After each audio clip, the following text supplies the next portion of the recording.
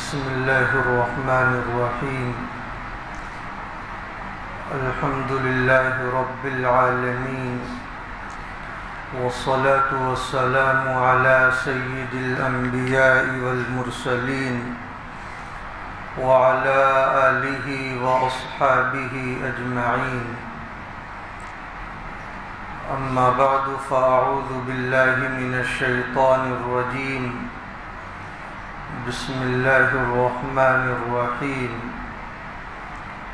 يا أيها الذين آمنوا كتب عليكم الصيام كما كتب على الذين من قبلكم لعلكم تتقون. وقال النبي صلى الله عليه وسلم: الصوم جنة يستجن بها العبد من النار، او كما قال علیہ الصلاۃ والسلام. قابل صد احترام بزرگوں اور دوستوں، اس سے قبل 2 جمعہ میں آپ حضرات نے رمضان اور روزے کی اہمیت اور فضیلت پر کچھ باتیں سماعت فرما لی ہیں. آج کی مجلس میں بھی اسی مناسبت سے کچھ باتیں عرض کر دینا مناسب سمجھتا ہوں. جو آیت کریمہ میں نے خطبے میں تلاوت کی ہے، اللہ رب العزت نے ایمان والوں کو خطاب کرتے ہوئے یہ ارشاد فرمایا ہے کہ اے ایمان والو، تم پر روزہ فرض کیا گیا ہے جیسا کہ تم سے پہلے لوگوں پر فرض کیا گیا تھا. آپ غور کریں تو معلوم ہوگا کہ دیگر عبادتوں کے جو احکام ہیں، پروردگار عالم نے جب ان عبادتوں کے کرنے کا حکم دیا ہے تو ترغیبی جملہ استعمال نہیں فرمایا. کہیں فرمایا اقیموا الصلاۃ، نماز کو قائم کرو. کہیں فرمایا وآتوا الزکاۃ، زکوٰۃ کو ادا کرو. تو آپ نے دیکھا ترغیبی جملہ نہیں ہے، حکم بندوں کو دیا جا رہا ہے. لیکن روزہ ایک ایسی عبادت ہے کہ پروردگار عالم روزے کا حکم دیتے ہوئے اپنے بندوں کو ترغیب دے رہے ہیں. وہ ترغیب کس طرح ہے کہ ایمان والو، تمہیں جو روزہ رکھنے کا حکم دیا جا رہا ہے، یہ نہ سمجھو کہ صرف تم ہی کو یہ حکم ہے، بلکہ تم سے پہلی جو امتیں گزری ہیں انہیں بھی اللہ تعالیٰ نے روزہ رکھنے کا حکم دیا تھا. تو تمہیں بھی روزہ رکھنے میں اپنی سعادت سمجھنی چاہیے. جس طرح علماء نے لکھا ہے کہ حضرت آدم علیہ السلام ایام بیض کا روزہ رکھا کرتے تھے، مہینے کی 13، 14 اور 15 تاریخ کو. اسی طرح حضرت نوح علیہ السلام پر یوم عاشورہ کا روزہ فرض تھا. حضرت داؤد علیہ السلام کا تو یہ معمول تھا کہ ایک دن روزہ رکھتے اور ایک دن افطار کیا کرتے. گویا سال کے 6 مہینے آپ روزہ رکھا کرتے تھے اور 6 مہینے افطار کیا کرتے تھے. حضرت موسیٰ علیہ السلام کی قوم 40 دن روزہ رکھا کرتی تھی، اور حضرت عیسیٰ علیہ السلام کی جو قوم ہے آج بھی 2 ماہ وہ روزہ رکھا کرتی ہے. تو حضرت آدم علیہ السلام نے بھی روزہ حضرت نوح علیہ السلام نے بھی روزہ رکھا ہے، حضرت ابراہیم علیہ السلام نے بھی روزہ رکھا ہے، حضرت داؤد علیہ السلام نے بھی روزہ رکھا ہے، حضرت موسیٰ علیہ السلام نے روزہ رکھا ہے، اور حضرت عیسیٰ علیہ السلام نے روزہ رکھا ہے، اور ہم سب کے آقا تاجدار مدینہ حضرت محمد رسول اللہ صلی اللہ علیہ وسلم نے بھی روزہ رکھا ہے، جو ہمارے لیے اسوہ ہیں۔ لہذا روزہ رکھنے میں ہمیں اپنی سعادت سمجھنی چاہیے۔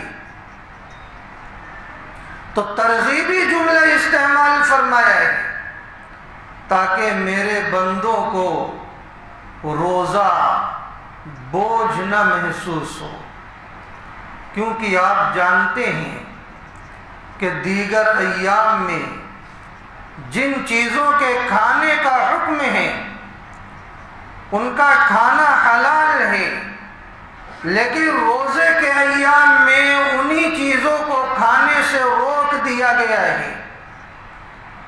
دیگر ایام میں آپ جب چاہیں حلال غذائیں کھا سکتے ہیں، اپنی بیوی سے آپ نفسانی خواہشات پوری کرنا چاہیں تو آپ بآسانی کر سکتے ہیں، لیکن روزے کے دنوں میں آپ انہی حلال غذاؤں کو نہیں کھا سکتے اور اپنی بیوی سے خواہشات پوری نہیں کر سکتے، تو ظاہر ہے کہ یہ بندوں پر بوجھ محسوس ہو سکتا تھا۔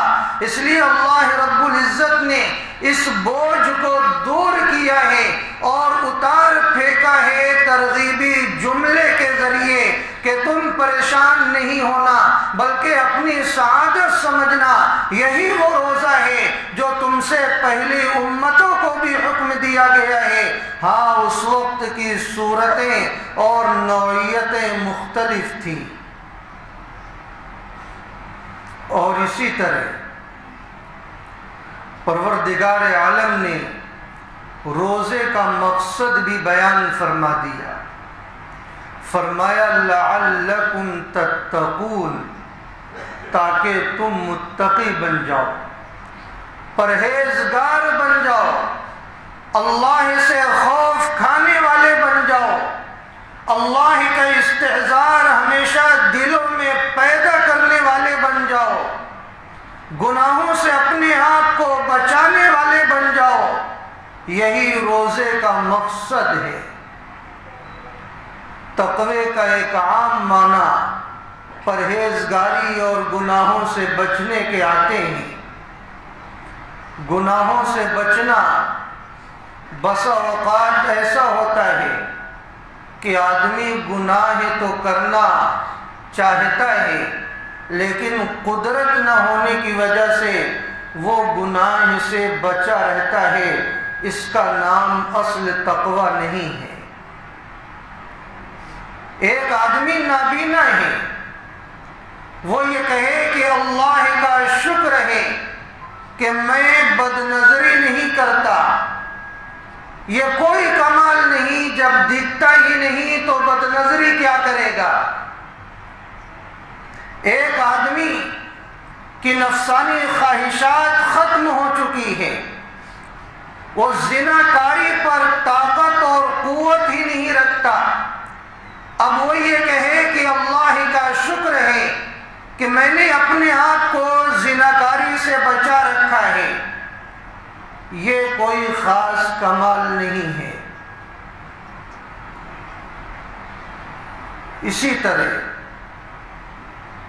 بہت سے ایسے افراد، ایک چھوٹا بچہ ہو، اگر وہ چھوٹا بچہ یہ کہے کہ اللہ کا شکر ہے میں نے تو اپنی نفسانی خواہشات پر کنٹرول رکھا ہے اور مجھے شادی نہیں کرنی ہے، تو یہ کوئی کمال نہیں، کیونکہ بچے میں ابھی خواہشات ابھری نہیں ہیں۔ تقوی جو اصل نام ہے، گناہوں پر قدرت کے باوجود بھی خود کو گناہوں سے بچانا۔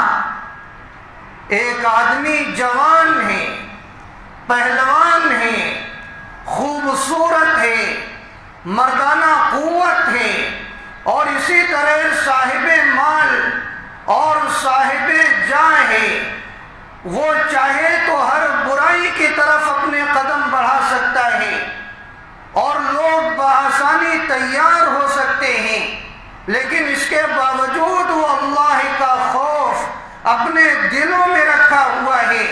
گناہوں پر قدرت کے باوجود وہ خود کو گناہ سے بچا رہا ہے۔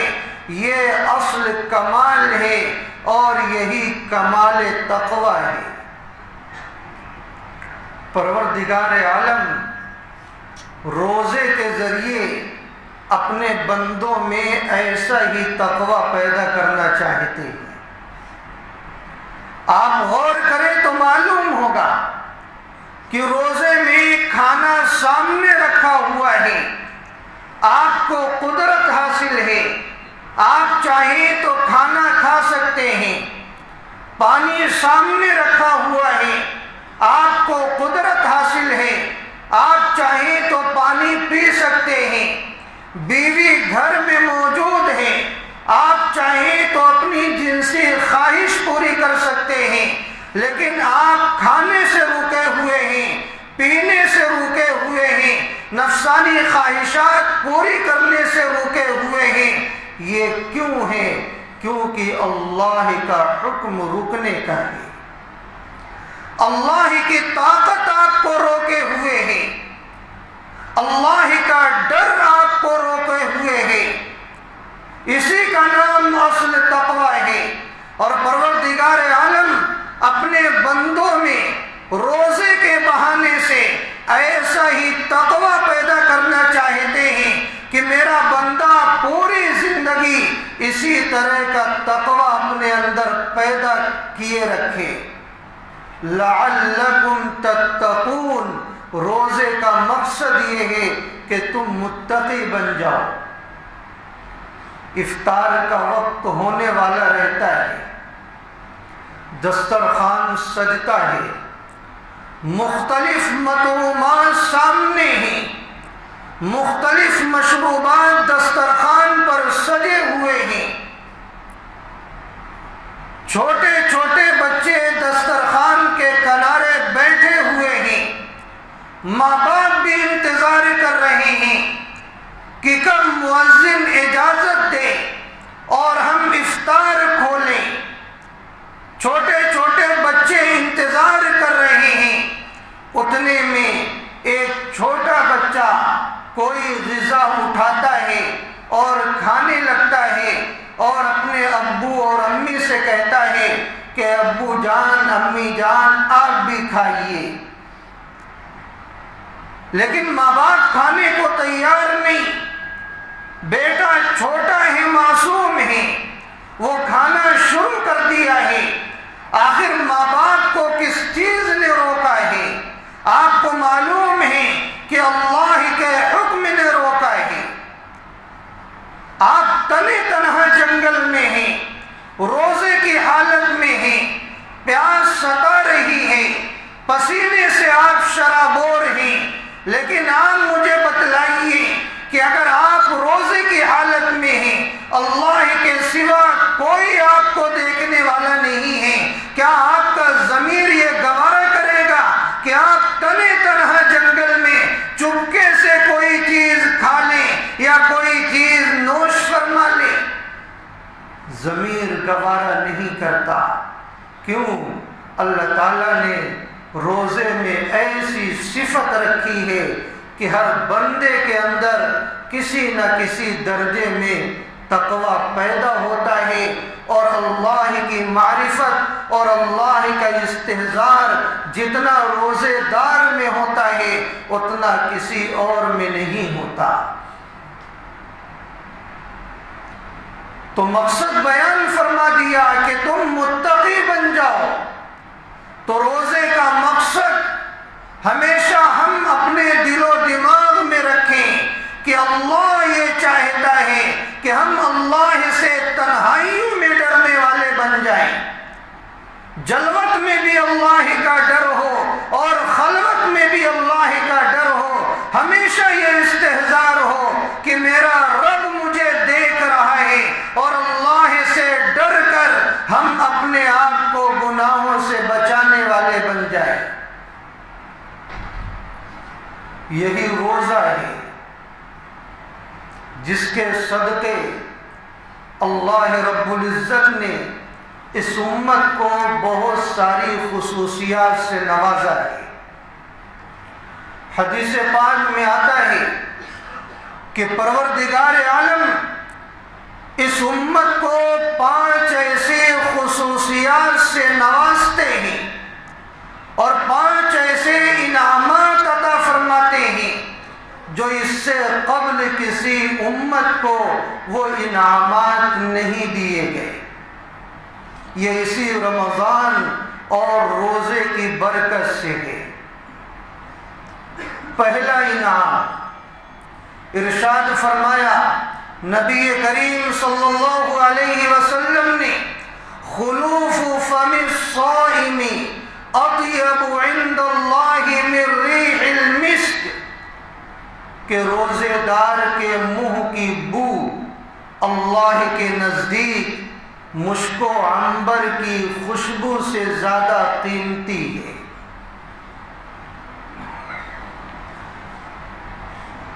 آخر کیا وجہ ہے کہ روزے دار کے منہ کی بو جس سے بظاہر انسان نفرت کرتا ہے، اللہ کو اس قدر محبوب کیوں ہے کہ مشک و عنبر سے زیادہ پسندیدہ ہے؟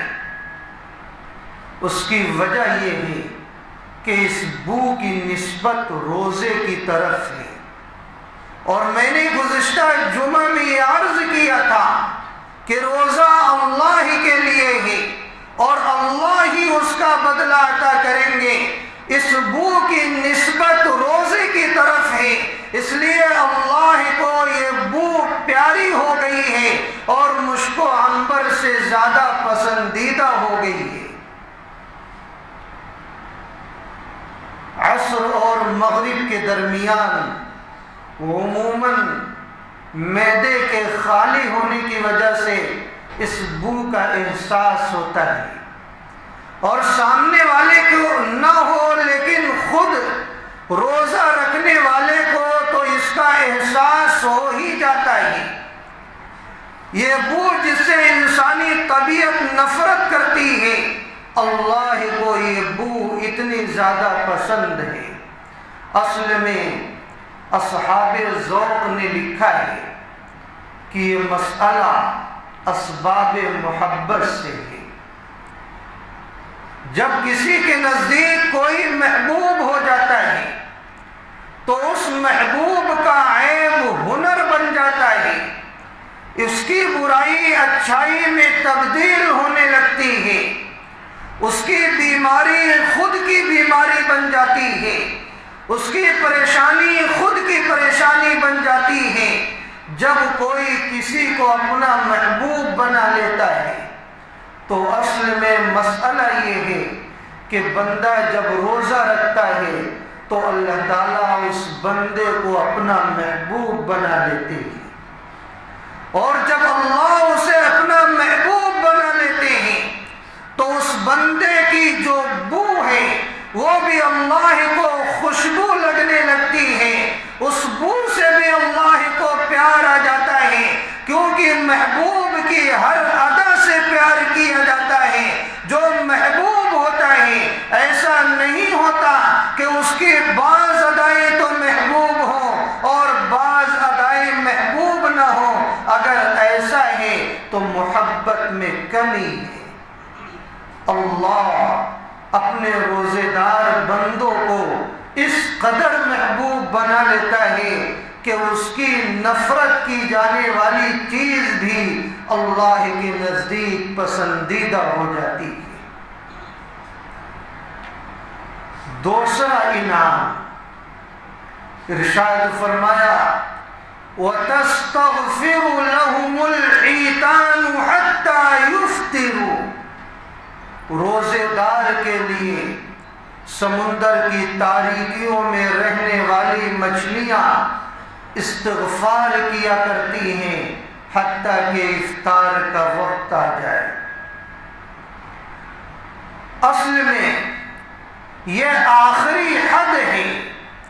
مچھلیوں کو بتلا کر یہ بتلانا مقصود ہے کہ تمام مخلوق روزے داروں سے محبت کرتی ہے اور ان کے حق میں دعائیں استغفار کرتی رہتی ہے، جیسا کہ سمندر کی تاریکیوں میں رہنے والی اللہ کی وہ مخلوق جسے ہم مچھلی کہا کرتے ہیں وہ بھی استغفار کیا کرتی ہے۔ حدیث پاک میں آتا ہے کہ جب اللہ تعالیٰ کسی بندے کو اپنا محبوب بنا لیتے ہیں تو آسمان میں اعلان کر دیتے ہیں کہ یہ بندہ میرا محبوب ہے، تم بھی اس سے محبت کرو۔ آسمانی فرشتوں میں چرچا ہو جاتا ہے کہ فلاں بندہ اللہ کا محبوب ہے، اس بندے سے ہر کوئی محبت کرے۔ وہ فرشتے زمینی فرشتوں میں اعلان کرتے ہیں، زمینی فرشتے اس بندے سے محبت کرنے لگتے ہیں، اور اس اعلان کا یہ اثر ہوتا ہے کہ زمین پر بسنے والی ہر مخلوق اس بندے سے محبت کرنے لگتی ہے۔ یہی تو وجہ ہے کہ بہت سارے اللہ والے جن کو ہماری نگاہوں نے نہیں دیکھا، جن کے ساتھ ہم نے اٹھنا بیٹھنا نہیں کیا، جن کی صحبت ہم نے اختیار نہیں کی، لیکن آج جب ان کا نام آتا ہے تو ہم عقیدت و محبت سے جھومنے لگتے ہیں۔ آج ہمارے سامنے کسی نبی کا نام آ جائے، کسی صحابی کا نام آ جائے، کسی تابعی کا نام آ جائے، تبع تابعی کا نام آ جائے، کسی ولی کا نام آ جائے، ہمارے اکابرین و اسلاف میں سے جن کو ہم نے اپنی نگاہوں سے نہیں دیکھا ہے ان کا کوئی نام آ جائے، آپ بتلائیں کیا ہم عقیدت و محبت سے جھومنے نہیں لگتے ہیں؟ کیا ہم ان کے نام کو محبت کے ساتھ اپنے دل و دماغ میں نہیں بساتے ہیں؟ ایسا کیوں؟ اسی وجہ سے کہ وہ سب اللہ کے محبوب بن گئے۔ جب اللہ کے محبوب بنے تو اللہ نے ان کی محبتوں کو دنیا میں اتار دیا ہے۔ دنیا والے بھی محبت کر رہے ہیں اور آسمان والے بھی محبت کر رہے ہیں۔ تو یہ روزے دار اللہ کا محبوب بندہ ہے، اسی وجہ سے سمندر کی مچھلیاں ان کے لیے دعائے استغفار کرتی ہیں۔ تیسرا انعام، وَيُزَيِّنُ اللَّهُ عَزَّ وَجَلَّ كُلَّ يَوْمٍ جَنَّتَهُ، کہ اللہ رب العزت ہر دن اپنی جنت کو آراستہ کرتے ہیں، سجاتے ہیں۔ کن کے لیے؟ روزے دار بندوں کے لیے۔ روزہ ایک ایسا محبوب عمل ہے کہ پروردگار عالم اس کی وجہ سے اپنی جنت کو آراستہ کرتے رہتے ہیں۔ گویا جنت بزبان حال اللہ سے یہ سوال کرتی ہے کہ پروردگار عالم مجھے کن کے لیے سجایا جا رہا ہے، مجھے کن کے لیے آراستہ کیا جا رہا ہے۔ پروردگار عالم جنت کو تسلی دیتے ہیں کہ ذرا صبر کر میرے نیک بندے، میرے روزے دار بندے، دنیا کی مشقتوں کو، دنیا کے مجاہدوں کو، دنیا کی محنتوں کو اپنے سروں سے اتار کر عنقریب تیرے پاس آنے والے ہیں۔ اللہ تعالیٰ جنت کو تسلی دیتے ہیں اور جنت ان بندوں کے انتظار میں رہا کرتی ہے۔ کتنے خوش نصیب بندے ہیں۔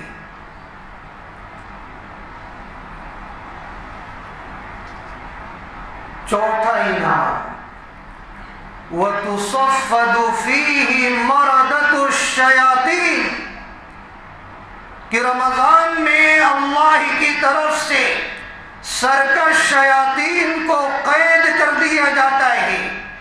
میں نے یہ بتلایا تھا یہ اللہ کی محبت کا نتیجہ ہے۔ پروردگار عالم یہ چاہتے ہیں کہ میرے بندے رمضان المبارک کے ہر ہر لمحے اور ہر ہر ساعت کی قدر کر کے مجھ کو راضی کرنے والے بن جائیں اور جنت میں جانے والے بن جائیں۔ یہ جو شیطان کھلا ہوا دشمن ہے یہ میرے بندوں کو بہکا نہ سکے، جنت کے راستے میں آڑ نہ بن سکے، میرے بندوں کو میرا مبغوض نہ بنا سکے، بلکہ میرا محبوب یہ بندے بن جائیں۔ اس لیے اللہ تعالیٰ شیطان کو قید کر دیتے ہیں۔ یہ اللہ کی محبت ہمارے ساتھ ہے۔ پانچواں انعام فرمایا وَيُغْفَرُ لَهُمْ فِي آخِرِ لَيْلَةٍ، جب آخری رات آتی ہے تو اللہ کی طرف سے ان سب کی مغفرت کے فیصلے کر دیے جاتے ہیں۔ جتنے روزے دار بندے تھے جنہوں نے رمضان کی قدر کی، اللہ کی باتوں کو مانا، رمضان کا احترام کیا، روزہ رکھا، تراویح کی نماز ادا کی اور مختلف عبادتیں وہ کرتے رہے، جب آخری رات آتی ہے اللہ کی طرف سے ان سب کے لیے مغفرت کا فیصلہ کر دیا جاتا ہے۔ حضرات صحابہ رضوان اللہ علیہ مجمعین نے عرض کیا، اے اللہ کے رسول صلی اللہ علیہ وسلم، کیا وہ شب قدر ہوتی ہے؟ آپ نے ارشاد فرمایا کہ نہیں، بلکہ اصل اللہ کا دستور یہ ہے کہ کام پورا ہونے پر مزدور کو پوری مزدوری سے نوازا جاتا ہے۔ تو اللہ کی طرف سے جو ہم نے روزہ رکھا ہے، جو ہم نے یہ کام کیا ہے، جب آخری رات آتی ہے تو اللہ کی طرف سے ہمیں مزدوری مغفرت کی شکل میں عطا کر دی جاتی ہے، اور جس کی مغفرت ہو گئی تو اسے اور کیا چاہیے۔ تو رمضان المبارک کا مہینہ یہ بہت قیمتی مہینہ ہے، اس میں جتنی عبادتیں کر لی جائیں اتنا کم ہے۔ اس لیے اس مہینے کی اہمیت اور اس کی عظمت کو سمجھا جائے، اس کے کسی ایک لمحے کو بھی ضائع نہ ہونے دیا جائے۔ ایک حدیث پاک میں آتا ہے، جو آپ روزہ رکھتے ہیں، تراویح کی نماز ادا کرتے ہیں، تو یہ معمولی عمل نہیں ہے۔ یہ روزہ اور یہ تراویح میں سنا جانے والا قرآن، یہ دونوں اللہ رب العزت کے دربار میں سفارش کریں گے۔ روزہ رکھنے والوں کے لیے سفارش کرے گا، اور یہ قرآن پڑھنے اور سننے والوں کے لیے سفارش کرے گا، اور اللہ کی یہاں ان کی سفارش قبول کی جائے گی۔ ارشاد فرمایا، الصیام والقرآن یشفعان للعبد، کہ روزہ اور قرآن بندوں کے لیے سفارش کریں گے۔ یقول الصیام، روزہ کہے گا، اے رب انی منعته الطعام والشہوات بالنہار فشفعنی فیہ، کہ پروردگار عالم میں نے اس بندے کو دن کے اندر کھانے سے روکے رکھا، خواہشات نفسانی پوری کرنے سے روکے رکھا، آپ میری اس بندے کے حق میں سفارش قبول فرما لیجیے۔ وَيَقُولُ الْقُرْآنُ، قرآن اللہ رب العزت سے عرض کرے گا، منعتہ النوم باللیل، کہ پروردگار عالم میں نے رات کے اندر سونے سے اس بندے کو روکے رکھا۔ یہ بندہ رات میں تلاوت کیا کرتا تھا، تراویح کے اندر قرآن پڑھا کرتا تھا، قرآن سنا کرتا تھا۔ اے میرے پروردگار عالم، میں آپ کا کلام ہوں، میری سفارش اس بندے کے حق میں قبول فرما لیجیے۔ اللہ رب العزت نے آپ صلی اللہ علیہ وسلم کی زبانی ہمیں یہ بشارت سنا دی ہے، فَيُشَفَّعَانِ، ان دونوں کی سفارش قبول کی جائے گی۔ تو اگر ہم چاہتے ہیں کہ ہمارے حق میں روزہ سفارش کرے، ہمارے حق میں قرآن سفارش کرے، تو ضرورت اس بات کی ہے کہ ہم خشوع خضوع کے ساتھ روزہ رکھنے والے بن جائیں اور تراویح کی نماز ادا کرنے والے بن جائیں۔ ایک حدیث پاک میں آتا ہے، الصائم لا ترد دعوتہ، کہ یہ جو روزے دار ہوتا ہے اللہ تعالیٰ اس کی دعا کو رد نہیں فرماتے۔ یہ اور بات ہے، اللہ اپنے اعتبار سے قبول فرماتے ہیں۔ بندے کو ایسا محسوس ہوتا ہے کہ میری دعا تو قبول نہیں ہوئی۔ روزے دار اللہ کو اتنا محبوب ہے کہ حدیث پاک میں آ گیا ہے کہ روزے دار کی دعا کو اللہ تعالیٰ رد نہیں فرماتے۔ اس لیے زیادہ سے زیادہ روزے دار خیر کی دعا مانگے، اپنے لیے مانگے، اپنے گھر والوں کے لیے مانگے، امت کے ایک ایک فرد کے لیے مانگے، اللہ سے دعا کرے۔ پروردگار عالم اس روزے دار کی دعا کو رد نہیں فرمایا کرتے۔ اللہ کو ترس آتا ہے اپنے روزے دار بندوں پر۔ ایک جگہ ارشاد فرمایا، الصوم جنۃ یستجن بها العبد من النار، کہ روزہ ڈھال ہے، اس کے ذریعے روزے دار بندہ جہنم سے بچاؤ حاصل کرتا ہے۔ آپ کے اوپر کوئی وار کرے تو آپ کے پاس کوئی ڈھال ہو تو آپ اس وار کو اپنی ڈھال کے ذریعے روکیں گے تاکہ آپ کے جسم کو نقصان نہ پہنچے، آپ ہلاک و برباد نہ ہو جائیں۔ روزے دار بندہ اسی روزے کے ذریعے جہنم سے بچاؤ حاصل کرتا ہے۔ اللہ نے روزے میں ایسی صفت رکھی ہے کہ بندہ جب روزہ رکھتا ہے یہی روزہ جہنم کی آگ سے اسے بچاتا ہے، یہ ڈھال ہے۔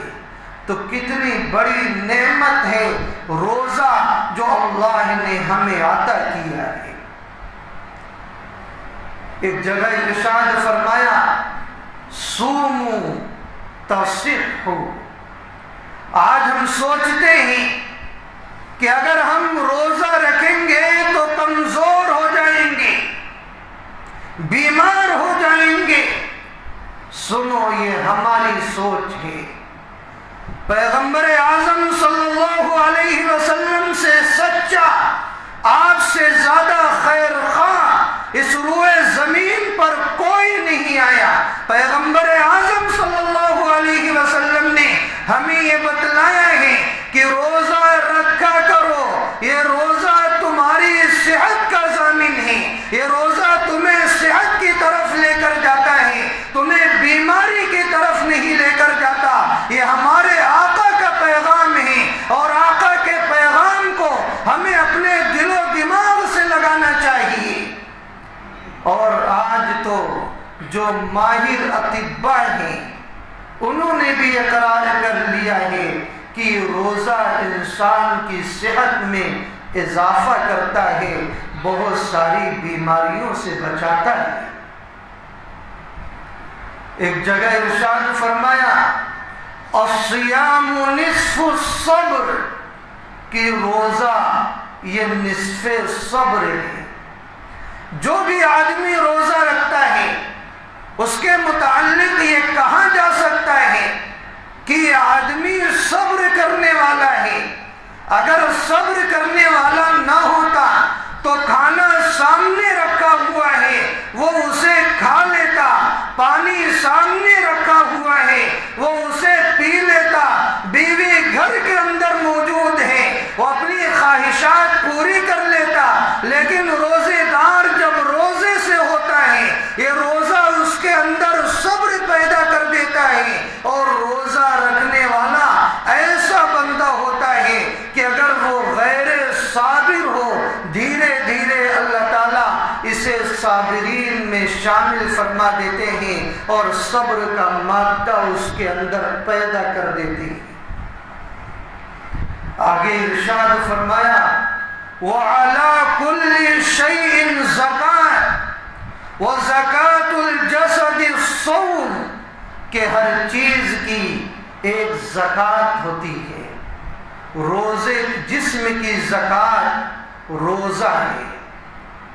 مال کی زکوٰۃ کے بارے میں آپ کو معلوم ہے کہ جب تک مال کی زکوٰۃ نہ نکالی جائے وہ مال گندا ہوتا ہے، اس کے اندر گندگی چھپی ہوئی ہوتی ہے، وہ مال بے برکت ہوتا ہے، وہ مال اللہ کی نگاہ میں ناپسندیدہ ہوتا ہے۔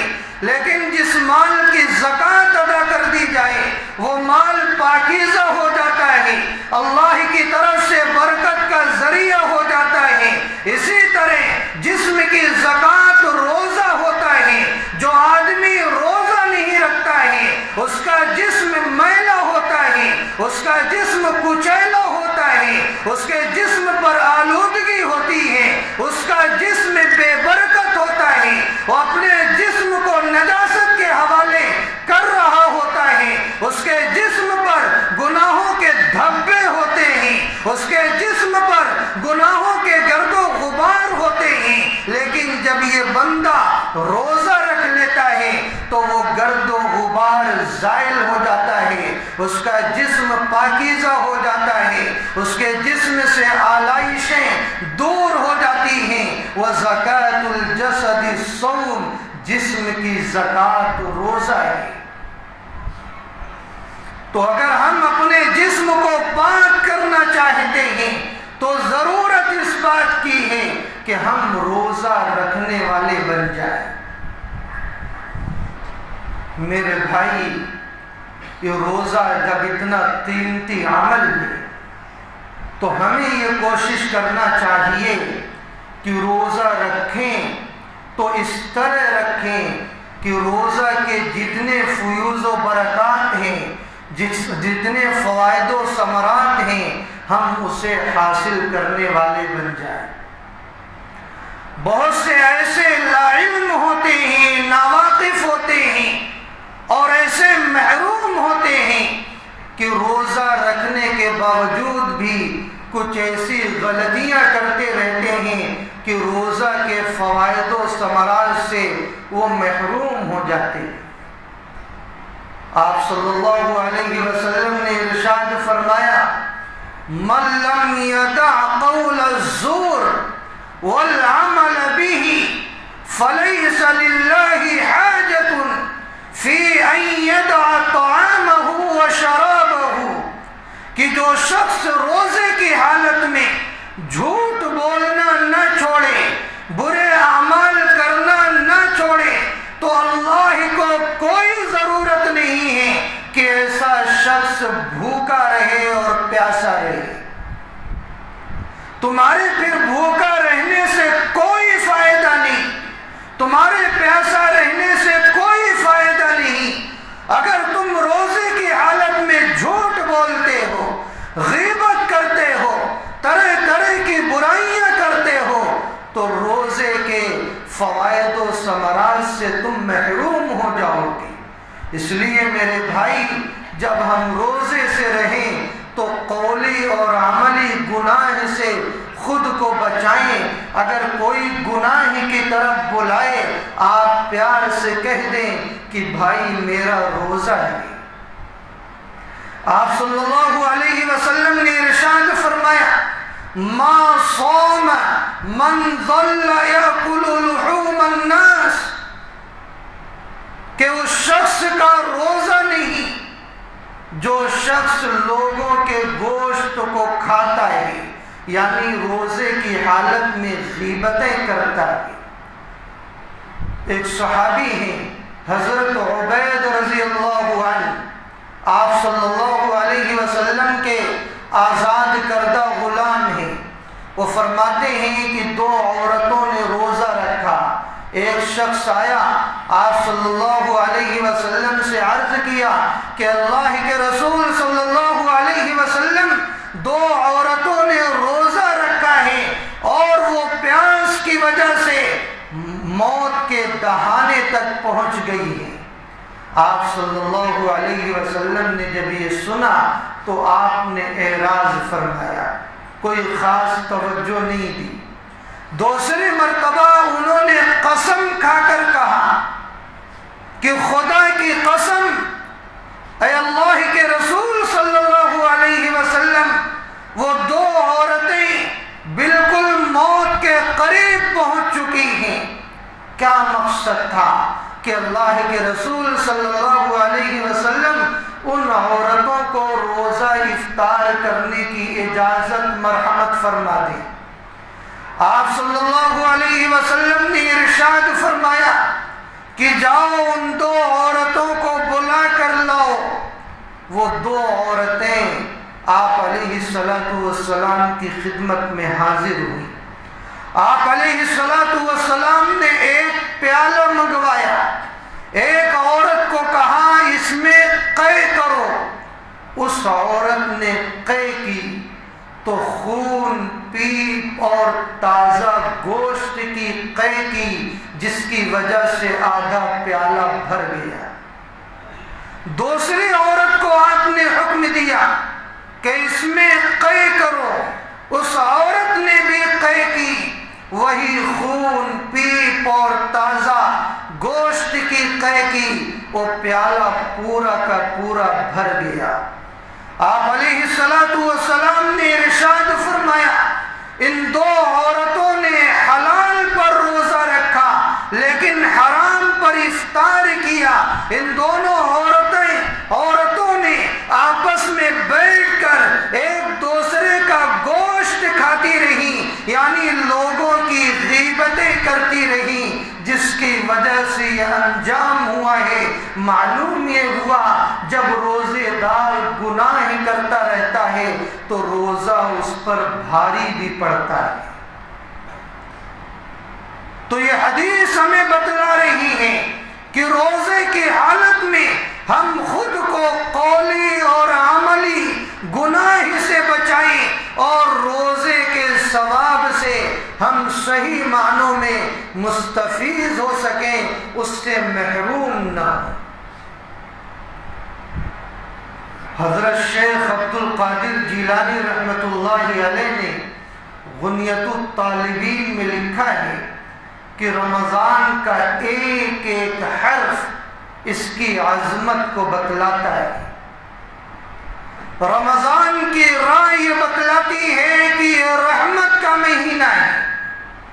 رمضان کی میم یہ بتلاتی ہے کہ یہ مغفرت کا مہینہ ہے۔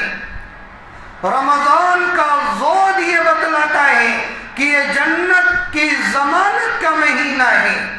رمضان کا الف یہ بتلاتا ہے یہ انس و الفت کا مہینہ ہے۔ رمضان کا نون یہ بتلاتا ہے یہ نورانیت کا مہینہ ہے۔ اگر ہم رحمت چاہتے ہیں، مغفرت چاہتے ہیں، انس و الفت چاہتے ہیں، جنت کی ضمانت چاہتے ہیں، نورانیت چاہتے ہیں، تو ہم رمضان کی قدر کرنے والے بن جائیں۔ اللہ ہم سب کو اس کی توفیق عطا فرمائے۔ چند مسئلے بنیادی سن لیں۔ بہت سارے حضرات ایسے ہیں جو سحری نہیں کرتے، رات کے وقت پیٹ بھر کھانا کھا لیتے ہیں، اور جو سحری کا اصل وقت ہوتا ہے وہ سحری نہیں کرتے، سوچتے ہیں کہ اس سے فائدہ کیا ہے۔ آپ صلی اللہ علیہ وسلم نے ارشاد فرمایا تسحروا فإن فی السحور برکہ، سحری کیا کرو کیونکہ سحری کا جو کھانا رہتا ہے اس میں اللہ تعالیٰ نے برکت رکھی ہے۔ ہاں مختصر سحری کیا کرو، سحری کرنا یہ بہت فائدے مند ہے، برکتی کھانا کون نہیں کھانا چاہتا۔ اللہ کے نبی علیہ السلام نے ارشاد فرمایا ہے کہ سحری میں برکت ہے۔ بہت سارے ایسے لوگ ہیں جو سحری میں بہت زیادہ تعجیل کر دیتے ہیں، سحری میں تاخیر افضل ہے، لیکن اتنی زیادہ تاخیر نہیں کہ وقت میں شک پیدا ہو جائے، اور افطار میں تعجیل پسندیدہ ہے، جب بھی وقت ہو جائے فوراً افطار کا عمل شروع کر دیا جائے، لیکن اتنی بھی تعجیل نہیں کہ وقت میں شک پیدا ہو جائے۔ اسی طرح نیت جب آپ کریں تو رمضان کی جو نیت روزے کی ہوتی ہے وہ نصف النہار سے پہلے ضرور کر لیں، اور ہر روزے کی الگ الگ نیت کریں۔ بعض لوگ یہ سمجھتے ہیں کہ روزے کی نیت زبان سے کرنی ضروری ہوتی ہے۔ روزے کی نیت یا کوئی بھی نیت زبان سے ضروری نہیں، دل کے ارادے کا نام نیت ہے۔ دل میں ارادہ ہے تو آپ کا روزہ مانا جائے گا، حتیٰ کہ سحری بھی نیت کے قائم مقام ہو جاتی ہے۔ بہت سارے ایسے حضرات ہوتے ہیں کہ رات کے وقت وہ جنبی ہو گئے، اب اٹھے سحری کرنی ہے، وہ سوچتے ہیں کہ روزے کا آغاز جنوبی کی حالت میں صحیح ہوگا یا نہیں ہوگا، تو یہ سن لیں کہ روزے کا آغاز حالت جنابت میں بھی صحیح ہے، لیکن بہتر یہ ہے کہ جب آپ اٹھیں تو پہلے غسل کر لیں، اس کے بعد سحری کریں۔ لیکن وقت اگر اتنا تنگ ہے کہ سحری کریں گے، غسل کریں گے تو سحری آپ کو مل نہیں سکے گی، تو پہلے سحری کر لیں، اس کے بعد آپ غسل کریں۔ اسی طرح دن کے اندر اگر کسی کو احتلام ہو گیا سونے کی حالت میں تو اس سے روزہ فاسد نہیں ہوتا ہے۔ بہت سارے حضرات ایسے ہوتے ہیں کہ اذان کے وقت بھی کوئی چیز کھا پی لیتے ہیں۔ صبح فجر کی اذان ہوتی ہے، ان کا عقیدہ ہوتا ہے جب تک اذان مکمل نہ ہو جائے جب تک ہم کھا پی سکتے ہیں۔ دیہاتوں میں اکثر یہ دیکھنے کو ملتا ہے، تو یاد رکھیں اگر فجر کی اذان کے وقت آپ نے کچھ کھا پی لیا تو آپ کا روزہ وہیں ٹوٹ گیا، کیونکہ اذان فجر صبح صادق کے بعد ہوتی ہے، اور صبح صادق کے بعد کھانے پینے سے روزہ ٹوٹ جاتا ہے۔ اس میں بھی احتیاط رکھیں۔ اللہ تعالیٰ شانہ ہم تمام لوگوں کو مسائل سیکھ کر روزہ رکھنے کی توفیق عطا فرمائے، آمین۔ وآخر دعوانا ان الحمد للہ رب العالمین۔